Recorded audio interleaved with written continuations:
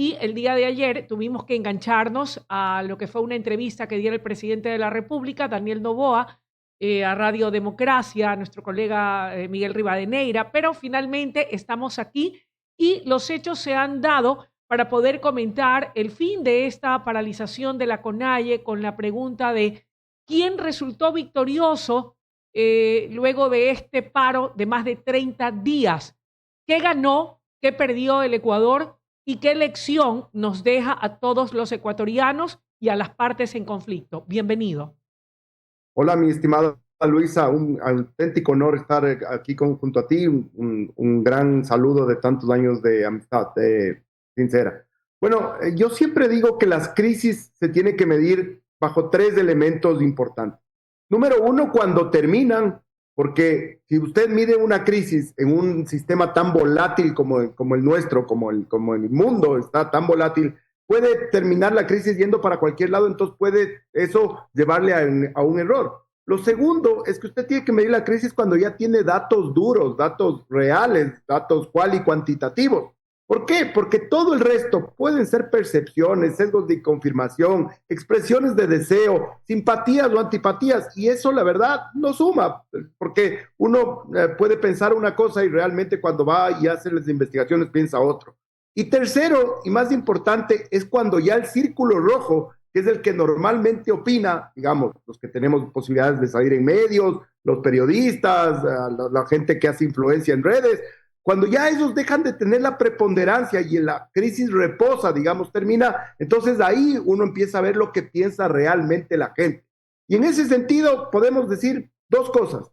La número uno es que el gobierno sale casi intacto de la crisis. Siempre, toda crisis tiene un nivel de desgaste, es importante decirlo. Lo importante es ver cuánto fue el desgaste y realmente, de acuerdo a las investigaciones, tanto del CIES como de Sedatos, uno puede colegir que los 50 puntos donde ronda el presidente han quedado prácticamente intactos, no se han movido ni para abajo ni tampoco mucho para arriba, pero la verdad es que ha salido bien librado de esta crisis.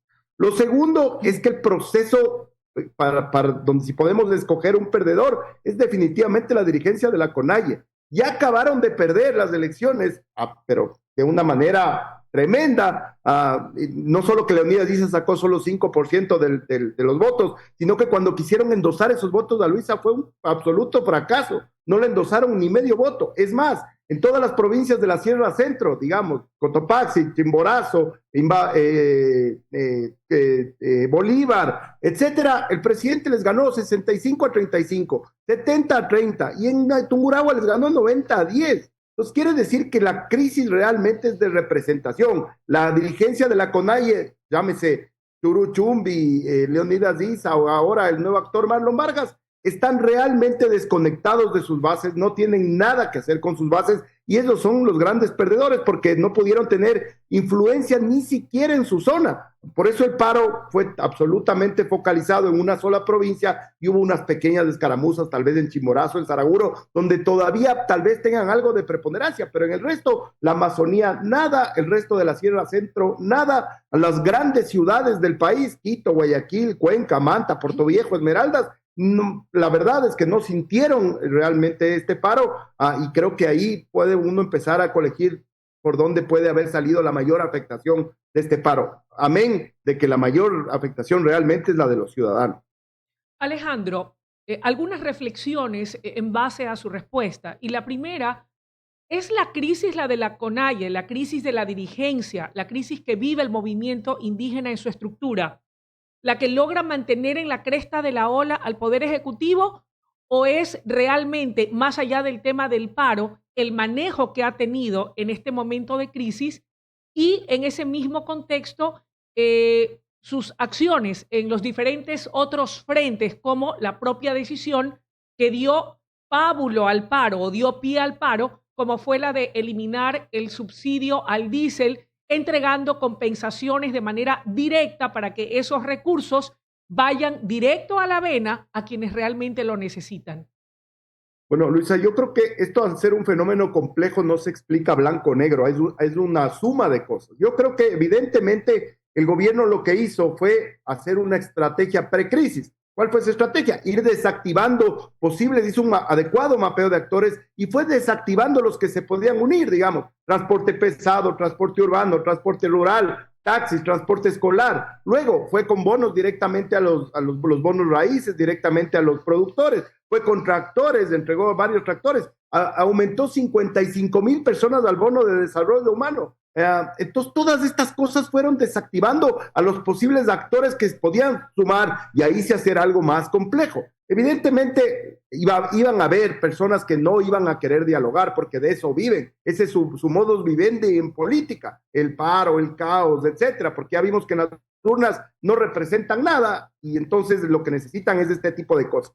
Además, es profundamente deprimente, pero es la primera vez que se logra, Luisa, y que esto es importante que la razón de este paro parta de una falacia, que es que el año pasado, en el 2024, se retiraron los subsidios a la gasolina y el cliché era, sube la gasolina, sube todo. Bueno, váyase a las cifras, cualquier persona puede acceder a las cifras y la inflación en el Ecuador, que está primero medida por índice de productos de canasta básica, fue de 0,53. Acaban de salir las proyecciones del FMI. Y en este año el Ecuador nos llega a un punto. Entonces no es verdad que suben las cosas. No han subido para nada. Eso es un cuento, es una falacia. Y después, 4 cosas con respecto al subsidio del diésel. La primera es altamente distorsivo de la economía, Luisa. Cada año miles de millones de dólares yéndose a subsidios de los combustibles en vez de ir a seguridad, a salud, a educación, a las mismas cosas que quieren los movimientos indígenas, los lugares. Segundo, es el subsidio a los combustibles es de lo más ineficiente del mundo. ¿Por qué razón es ineficiente? Porque no llega a los pobres, pues. No es como el gas de uso doméstico en donde todos los ecuatorianos cocinamos con nuestra bombona de gas y eso sí llega a los pobres. El diésel se queda en los ricos, se queda en los grandes, nunca va directamente a los pobres.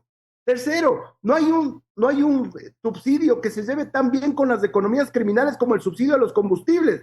Se lleva perfecto con el narcotráfico, se lleva perfecto con los contrabandistas, se lleva perfecto con la economía, con la minería ilegal. Y cuarto, si usted es anti-extractivista, anti-petróleo, anti-minería, y después está defendiendo un subsidio que es de lo más contaminante que existe, que son los subsidios a los combustibles fósiles, evidentemente está cayendo en una contradicción. Entonces la gente después del 19, lo traumático sobre todo para los quiteños, que fue el 19 y el 22, ya entiende, pues, o sea, ya la gran mayoría de los ecuatorianos, ya esta conversación ya la hemos tenido, ya es insostenible, pues, es altamente distorsivo, ineficiente. Entonces, yo creo que la gente ya se dio cuenta y en su mayor cantidad no plegó al paro ni tampoco apoyó las consignas de la CONAIE, que suenan más a un panfleto político que realmente a una discusión seria sobre los temas económicos del país. ¿Con qué intención política por parte de la CONAIE? Porque el tema de la crisis al interior del movimiento indígena ecuatoriano no es nuevo. Ya lo vimos en los resultados que tuvo efectivamente en las elecciones presidenciales. Lo volvemos a ver en el fracaso del paro, pero aún así aseguran harán campaña por el no. Si es que las motivaciones de ellos, como señalan, son en función del pueblo, en función de las comunidades indígenas, ¿por qué, conociendo como conoce el Ecuador, y ya está visto, que el mantener ese subsidio al diésel durante 50 años únicamente ha beneficiado a los más ricos y a las economías criminales?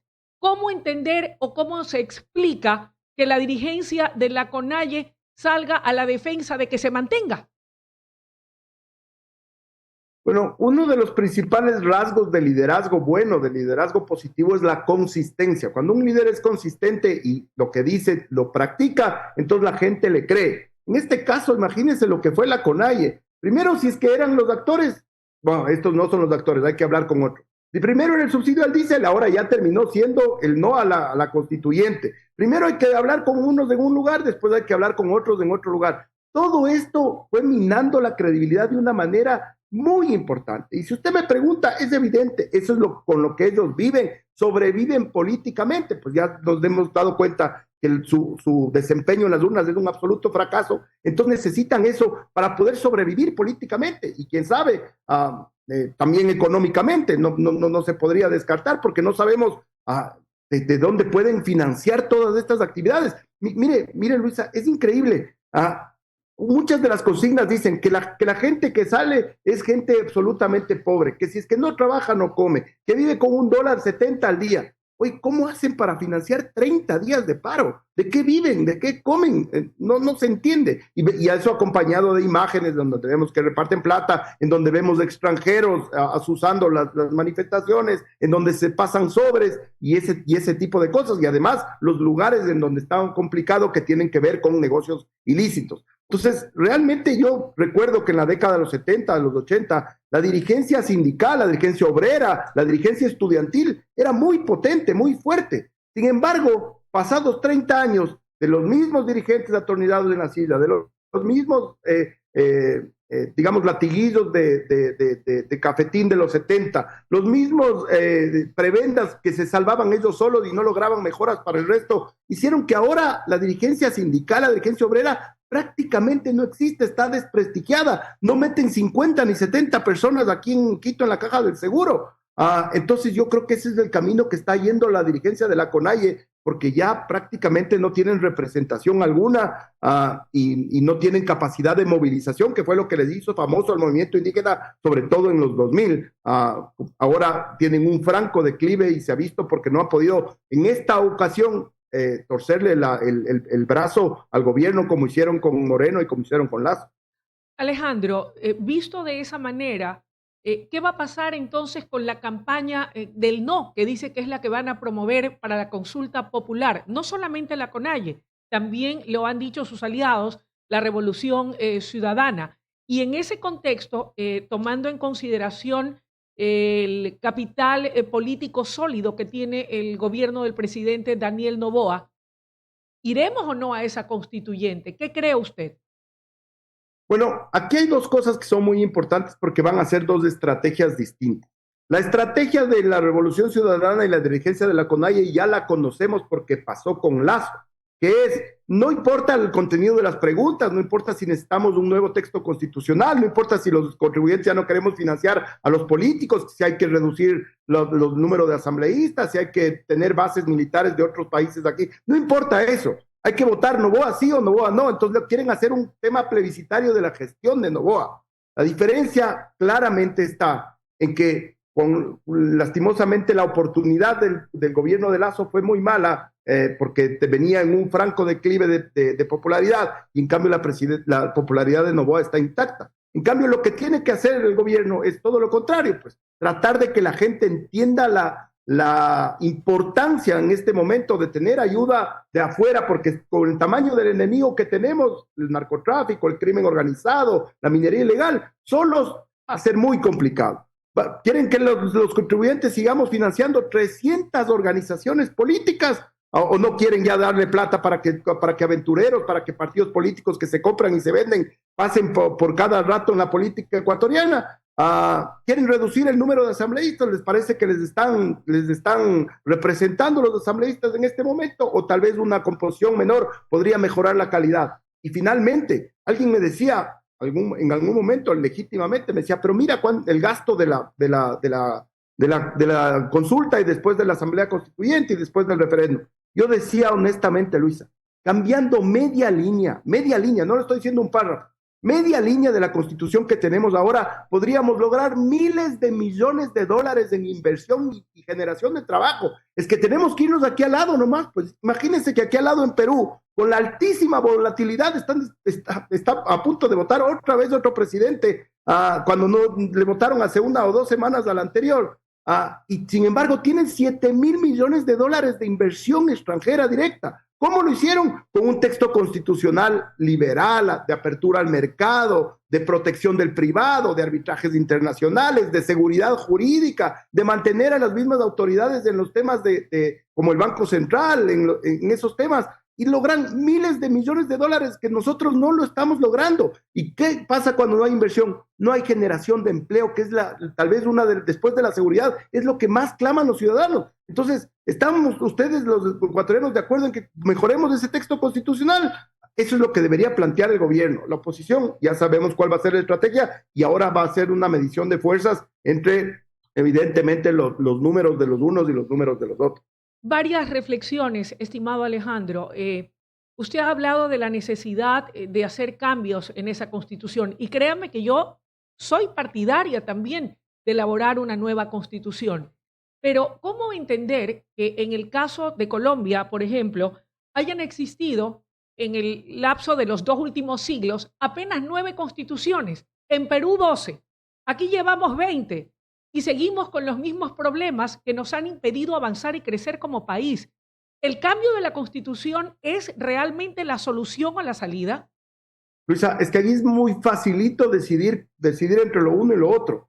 El problema que han tenido los ecuatorianos y sobre todo la Constitución del 2008 es que si queremos una Constitución como a medida de traje sastre, a medida de que le tomen las medidas al partido político que está en el poder, si es así no va a servir mucho, va a durar el tiempo que dura el partido político y después se acabará. Lo que necesitamos es una constitución que le sirva a todos los ecuatorianos. Es que es un nuevo pacto social. Es que en la constitución, en la elaboración de la constitución, tiene que venir la sociedad civil, las cámaras, los gremios, a enriquecer para ver por dónde podemos hacer un nuevo pacto social y ponernos de acuerdo todos cuando este está agotado. Entonces es muy fácil, porque además recuerde, Luisa, muy importante, después de que la constitución se aprueba, vamos a un referéndum aprobatorio. Y entonces ahí el pueblo verá el desempeño de esta constituyente que el presidente dijo ayer. Yo estuve atento a la entrevista del presidente y dijo que durará 180 días, que no quiere más de 180 artículos, algo mucho más específico,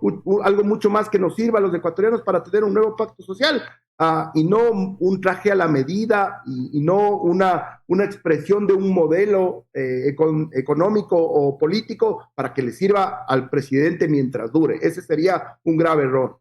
Pero para poder lograr un verdadero pacto social se necesita de alguna manera también el diálogo de todos los sectores del Ecuador, incluido ese movimiento indígena representado por la dirigencia de la CONAIE y de quienes han votado y creen fiel y firmemente en la RC5. ¿Qué Pero hacemos bueno, ahí? ahí hay también una contradicción muy clara que yo veo. Si tú te inscribes a hacer campaña por el no, tú dices, yo voy a votar por el no, es porque estás perfectamente de acuerdo con esta constitución que vivimos en este momento. O sea, eso es el mensaje. A menos que quieras solo hacer campaña en contra del gobierno y desestabilizar el gobierno. Pero si tu intención es que esta constitución está perfecta y te inscribes por el no, ¿cómo después tú vas a querer lanzarte de candidato o ir a trabajar? Yo creo que se debe hablar con las bases del movimiento indígena, desde luego, con las bases de la revolución ciudadana, pero desde luego, es del pueblo, es la gente, y tiene el derecho a escoger el movimiento político por el cual quiera militar. Estamos en democracia. Pero esta gente que lo único que busca es torpedear, lo único que busca es boicotear, lo único que busca no es el crecimiento, sino la desestabilización del gobierno, no sé si es que quieran dialogar, no sé si es que en su intención esté dialogar. A ellos les gusta más bien el boicot y tratar de lograr a través de ese boicot volver al gobierno y tener el poder. Eso para mí es más claro que el agua. ¿Qué es lo que temen perder? ¿Qué es lo que temen perder quienes harán campaña por el no? ¿Qué tiene esta constitución de Montecristi, tan cuestionada y para otros la mejor constitución que ha tenido el país, que se resisten a perderla? Bueno, Luisa, yo creo que el presidente ahí lo dijo claramente. Primero, el diseño institucional. Acuérdese en qué se ha convertido el Consejo de Participación Ciudadana y Control Social, por favor. Ese diseño de un organismo que controlaban, por el cual nombraban todas las autoridades de control, eso no les gusta. Pues acuérdense en los audios del caso Ligados, que se acaba de sentenciar, en donde ellos buscaban como controlar a los jueces, siempre tienen operadores ahí adentro, un secretario, alguno que siempre les pasa los datos, les dice algo. El audio de Andrés Arauz diciendo que tienen hasta en el submundo operadores. Pues todas estas cosas en el diseño institucional es lo que temen perder estos lugares de poder que les pueden llevar a tener ya consabida, por ejemplo, ruta de impunidad, apelación de sus casos, apelaciones de sus sentencias, la Fiscalía, la Corte Nacional, la Corte Constitucional. Esas cosas es lo que temen perder, porque muchos funcionarios de esa época todavía están ahí. Y si es que estas novelerías, como fueron la función de transparencia y todos estos organismos desaparecen, pues es evidente que ellos van a tener un poder más limitado incluso el que tienen en este momento. De cara a lo que sería la eventual constituyente, en caso de que el soberano le diga sí en la consulta popular, ¿cree usted que el capital político del que goza el gobierno nacional le va a permitir definitivamente ganarlo y lograr una nueva constitución que, como usted bien señala, no sea elaborada a corte, medida y confección del actual gobernante, sino para muchos años más, para quienes le sucedan en adelante? ¿O cree usted que, como están las cosas, pudiera existirse o darse la misma polarización que se dio en las elecciones presidenciales? Y más allá de que yo coincido con usted, si yo hago mañana campaña por el no, porque no comulgo con la tesis de ir a una constituyente y que mucho menos elabore una nueva constitución que haga cambios profundos a la actual para tener una nueva diferente y distinta con otra visión del país, yo tampoco creería que deberían candidatizarse, pero bueno, estamos en democracia y estarán en su derecho. Más allí también coincido con usted, hay contradicciones. Pero la pregunta es, ¿usted cree que el capital político del gobierno le alcance y le dure y tenga la suficiente fuerza y contundencia para, primero, lograr el sí en la consulta y, segundo, hacerse de la mayoría de escaños en esa constituyente? Bueno, Luisa, realmente vivimos en un mundo polarizado. No solo pasa en el Ecuador, este fenómeno es mundial. Fíjese en Argentina con Milei y los anti-Milei, en Chile los Boric y los Kast, en Colombia los Petro anti-Petro, en Estados Unidos los Trump anti-Trump, en España los Sánchez anti-Sánchez, en Italia Mengoli versus los anti-Mengoli. Bueno, es un fenómeno mundial esto de la polarización. No, el Ecuador no es ajeno a lo que está pasando en el resto del mundo. Así está yéndose, podríamos abundar un montón después, debatir sobre por qué estas razones. Entonces, evidentemente, además con el método que existe, va a haber una polarización en las elecciones. Yo soy enemigo realmente de hacer análisis desde las percepciones, Luis. Porque, como le digo, fíjese, por ejemplo, en el tema del paro. ¿Cuánta gente, medios de comunicación, periodistas, influenciadores, abogados, decían que el paro no va a terminar, que el gobierno se va a terminar arrodillando, que esto le va a significar un desgaste terrible, que después va a perder todo? Salen los números y dicen todo lo contrario. Entonces yo sí prefiero siempre por responsabilidad manejarme con cifras, con datos duros. Ya saldrán los números, ahorita salieron los números del paro que le dejan intacto al gobierno, a encuestadoras tan disímiles políticamente como CIES de Tatiana Larrea y Sedatos de Polibio Córdoba, pero que respetables las dos. Acuérdense que Sedatos fue la única que aceptó la diferencia entre Noboa y Luisa en la segunda vuelta. Bueno, y le dejan intacto al gobierno. Ya saldrán después los números por el sí o por el no, y ahí podremos dar un estudio mejor. A mí no me gusta basarme en percepciones, porque después, ¿dónde me meto si es que todo lo que digo pasa todo lo contrario? Porque una cosa es lo que dice el círculo rojo, lo que dicen los medios, los periódicos, la televisión, a los influenciadores, y cuando tú vas y preguntas al pueblo, piensa otra cosa totalmente diferente. Así pasó con el tema de la Embajada de México, así pasó con los apagones, y podríamos decir un montón de otras circunstancias. No pasa también eso solo en Ecuador. Normalmente el círculo rojo en todo el mundo va a contramano de lo que piensa la gente, porque lastimosamente los medios ya no tienen el peso y la gente piensa distinto a lo que piensan normalmente los periodistas o los líderes de opinión en el país y en el mundo. Alejandro, para finalizar, ¿qué podríamos rescatar de la Constitución de Montecristi y en el momento político actual, en virtud de los resultados que dan estas encuestadoras en torno a cómo ha quedado el gobierno luego de esta paralización de más de 30 días de la CONAIE? ¿Hacia dónde camina el Ecuador?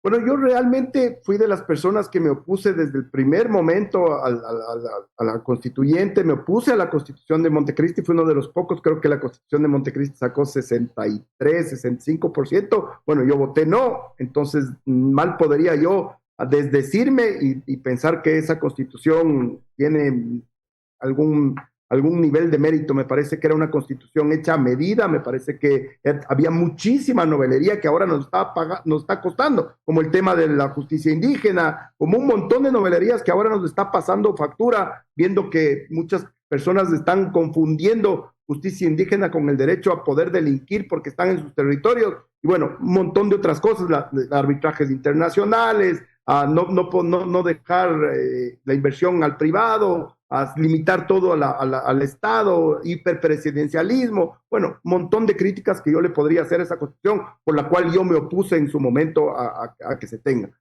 Y entonces yo creo que lo que le espera al Ecuador en este momento es un sentido de oportunidad de reescribir un texto que evidentemente está agotado, que evidentemente no nos está dando los resultados que queremos, ni en la seguridad, ni en la lucha contra la inseguridad, ni en la inversión, ni en la generación de empleo, ni en las políticas laborales, y en un montón de cosas que estamos teniendo muchos problemas porque tenemos unos candados constitucionales fuertes que no impiden que ni siquiera mediante ley se pueda arreglar ciertas cosas, porque los amparos constitucionales, un montón de cosas que se han deformado, es verdad que a veces pudo haber habido buena intención, pero se han deformado terriblemente y se han agotado. Entonces yo creo que esta es una oportunidad que el pueblo sabiamente tomará la decisión de apoyar o no cuando vea los resultados de esa constituyente que está por venir. Esperemos que así sea. Oiga, y la del estribo.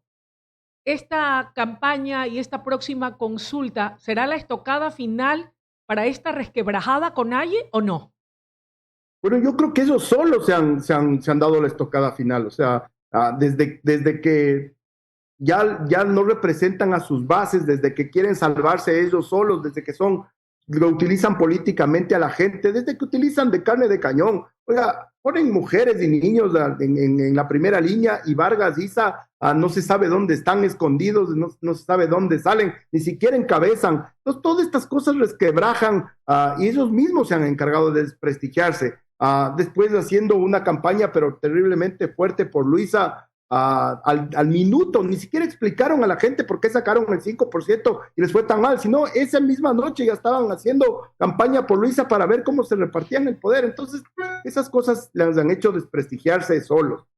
Creo que ya no tienen la representación de antes. Creo que ellos sí, efectivamente, son grandes perdedores. La dirigencia indígena está totalmente resquebrajada, con casi nada de representación. Ayer mismo vimos que una organización del Imbabura les desconoció y dijo que no sirven para nada. Bueno, ellos realmente salen muy golpeados y creo que no van a ser un actor relevante en esta campaña por el sí o por el no.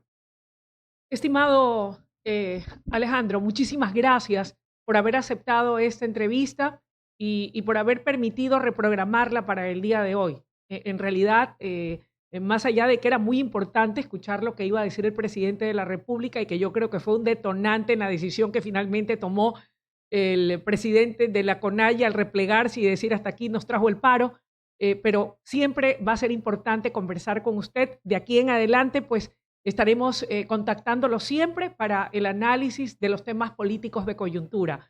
Sus opiniones muy válidas y muy importantes, las valoramos mucho. Que tenga un buen día. Un abrazo grande, mi querida Luisa, y siempre a las órdenes para ustedes. Un saludo grande para la ciudad de Guayaquil. Muchísimas gracias. El doctor Alejandro Zavala en el análisis de la coyuntura política de este momento tras la finalización del paro. Vamos a ir a una pausa cuando son las 8 de la mañana con 34 minutos, pero antes tengo una importantísima recomendación de uno de nuestros auspiciantes. Si estás cerca de un accidente, llama de inmediato al 911. Debe ser preciso con la información respecto al accidente, vía, kilómetros, sentido y referencias.